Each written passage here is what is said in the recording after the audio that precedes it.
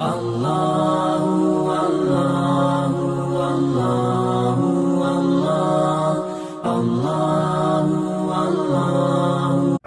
Ini memang istri Nabi ini banyak ya, tapi kita harus juga lihat dari keistimewaan masing-masing istri itu berbeda-beda ya. Kalau Maimunah memang senantiasa menemani Rasulullah SAW pada sisi yang lain. Kalau Khadijah itu menemani Rasulullah karena beliau memiliki dari sisi keuangan, beliau yang sangat tinggi keuangannya, itu Khadijah. Kalau Aisyah dari sisi kecerdasannya, ya, orang-orang punya masing-masing kelebihan.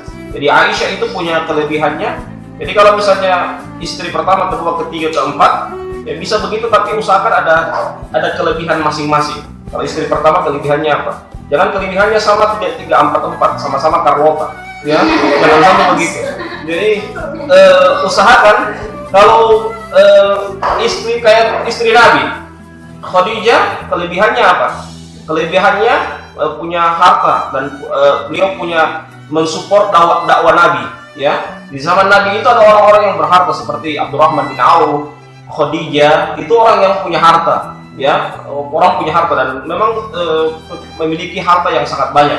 Kalau Aisyah punya kecerdasan, ya. Jadi kita mulai hitung-hitung. Kalau saya sebagai istri, saya posisinya kelebihan saya di mana, ya, kelebihan saya di mana, dan itulah yang harus kita perhatikan pada saat kita melihat posisi kita dari suami kita, sehingga seperti Aisyah dengan Khadijah, ya, punya sumbangsi masing-masing. Sampai Aisyah itu cemburunya Aisyah, bayangkan ketika disebutkan nama Khadijah, dia bersandar di pohon itu daun-daun itu begitu layunya, ya, layu semuanya, ya. Ketika disebutkan nama Khadijah, itu dia bersandar di pohon, semua daunnya itu layu semuanya. Bayangkan panasnya hati Aisyah, ya, panasnya hati Aisyah sampai demikian. Dia bersandar di pohon, layu semua daunnya, ya.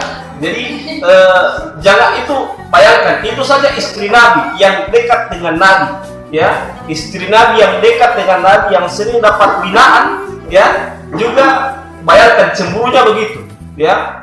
Kadang-kala Rasulullah SAW dilempari guci sampai gucinya pecah, ya. Kadang-kala juga begitu, bersandar di pohon, pohonnya layu semua daun-daunnya. Itu Aisyah, sekelas Aisyah saja cemburunya begitu, apalagi yang di luar dari Aisyah, ya. Apalagi kalau Aisyah yang KW, ya, jelas lebih parah lagi, lebih cemburu, ya. Kadang-kala cemburunya sudah minta ampun. Karena apa?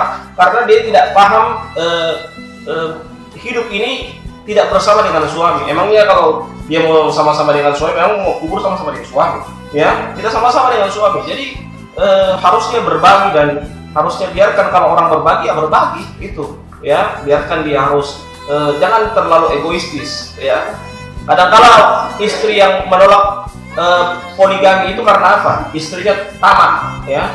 Istri yang tamak, maunya ingin menang sendiri, maunya dia yang ingin kuasai semuanya, orang lain tidak mau dikuasai. Itu istri tamak namanya.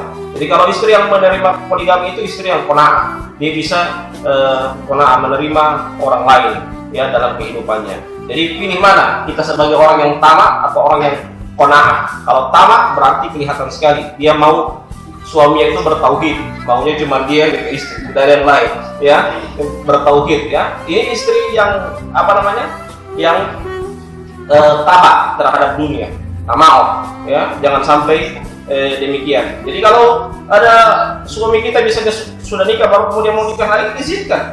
Jangan tamak dengan dunia, ya. Jangan tamak dengan dunia, karena dunia ini tidak mau bawa mati, ya. Dunia ini tidak mau dibawa mati. Kalau tidak mampu, bilang tidak mampu, tapi jangan bilang saya tidak ridho dengan poligami. Kalau menolak poligami bisa jadi kafir. Jadi orang menolak poligami itu ada dua kemungkinan. Yang pertama dia tamak, yang kedua bisa jadi dia kafir. Kalau kafir itu karena menolak syariat Islam, ya. Yang pertama, bisa saja yang pertama karena dia tamak, dia tidak mau berbagi dengan orang lain.